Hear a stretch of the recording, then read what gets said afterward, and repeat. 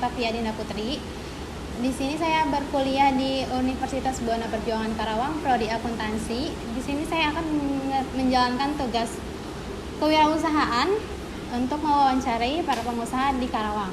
Di sini saya bersama Kak Daniel selaku owner Pevbar Karawang ya. Betul. Boleh dong diceritain Kak, gimana usahanya? Apa sih jenis usahanya? Untuk jenis usahanya ini jenis rokok elektrik. Jadi rokok elektrik ini sebenarnya untuknya tujuannya itu untuk apa ya? Menggantikan rokok konvensional, dasarnya seperti itu.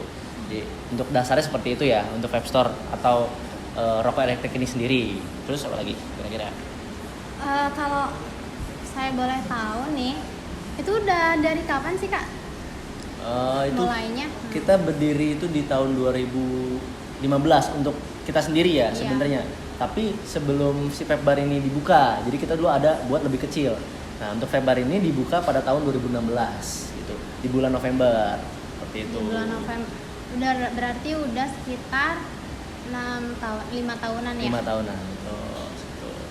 Pertama tuh kenapa sih kok bisa buat vape bar?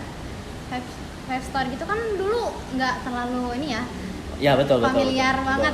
Karena mungkin nggak banyak orang tahu kalau misalkan vape itu sendiri itu sebenarnya udah mulai banyak menggunakan pada saat itu sebenarnya. Cuman nggak banyak orang tahu karena pada saat itu tuh mereka lebih dominannya ke komunitas gitu.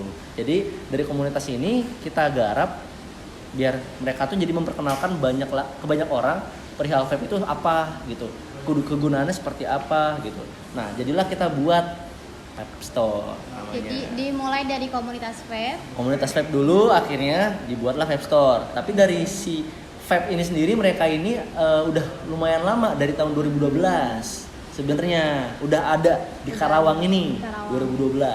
Dan pada saat itu udah ada vape store-nya, cuman kecil banget. Kecil banget. Jadi nggak banyak orang tahu dan orang juga nggak ngerti ini apa gitu, ini tempat apa begitu. Familiar. Betul. Terus apa sih kendala yang dihadapi? Itu kan udah lama berjalan, pasti ada. Pasti turun. Pahitnya, Ya, pasti. naik turunnya pasti.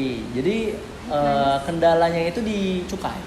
Cukai. Pada tahun Biaya 2020 ya betul. Pada tahun 2012 sampai sekitar 2017-an itu kita menjual secara ilegal kasarnya.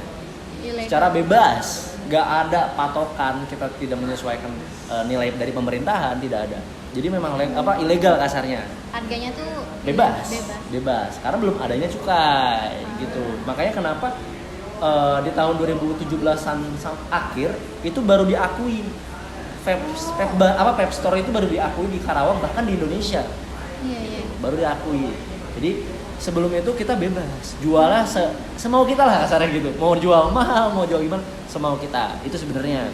Jadi kendalanya paling di cukai.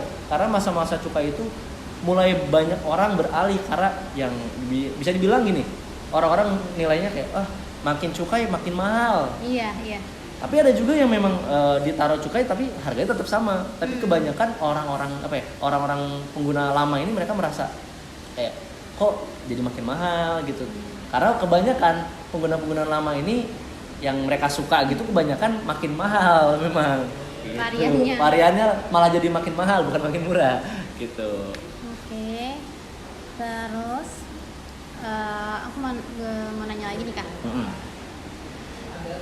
Ini kan kamu udah berjalan 5 tahun. Betul. Pasti udah lumayan besar dan berkembang.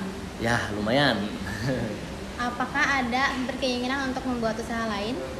Kalau untuk berkeinginan kita udah. Aku udah coba juga, mungkin kayak contohnya aku buat kayak jualan cupang gitu kan, karena mengikuti era era. Karena pada saat itu memang kita pada saat pandemik ini agak parah banget kendalanya kan. Pasti itu parah banget. Jadi kita cari solusi lain ya itu dengan jual cupang mungkin kan. Terus kita juga kayak jual makanan juga gitu kan dan lain-lain di dalam si vape bar itu sendiri sebenarnya. Jadi aksesnya tetap vape bar ya. Jadi di satu tempat. Dari satu tempat kasarnya gitu. Dan di atas vape bar itu sendiri pun memang ada studio musik pada saat itu. Jadi ya itu mungkin salah satu usaha lain gitu. Nah, ini kan kakak usahanya sudah berbagai macam ya. Apa yang mau kakak kasih saran ke orang-orang yang mau mulai? Saran untuk memulai usaha Iya. ya. Sebenarnya kita harus perbanyak riset di lingkup yang bakal kita taruh gitu. Misalkan kita mau usahanya di Karawang. Karawangnya misalkan daerahnya Karawang Kota nih. Misalkan di daerah Tuparef misalnya. Kita harus riset nih di daerah lingkup situ. Mungkin yang bisa nembusnya ke Kelari ataupun ke Tanjung Pura. Kita harus riset nih kira-kira usaha apa yang memang nggak ada, kasarnya seperti itu.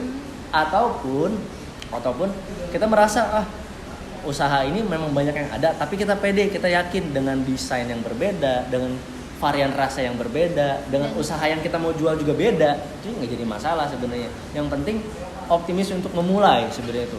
Karena kalau misalkan usaha terus pengen langsung kasar ya, usaha terus pengen langsung sukses, itu tuh kayaknya nggak ada gitu.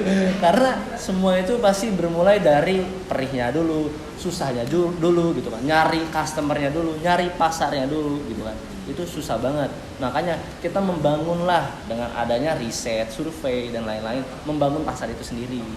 Begitu. Jadi semua itu awalnya dari kecil. Pengusaha besar pasti awalnya dari pengusaha Betul. kecil. Betul banget. Jadi jangan ragu untuk memulai lah. Mulai aja dulu. Selagi yang udah kita konsepin ini udah matang. Gitu. Oke, makasih ya Kak atas Sama-sama. waktunya. Saya ucapkan terima kasih. Ya.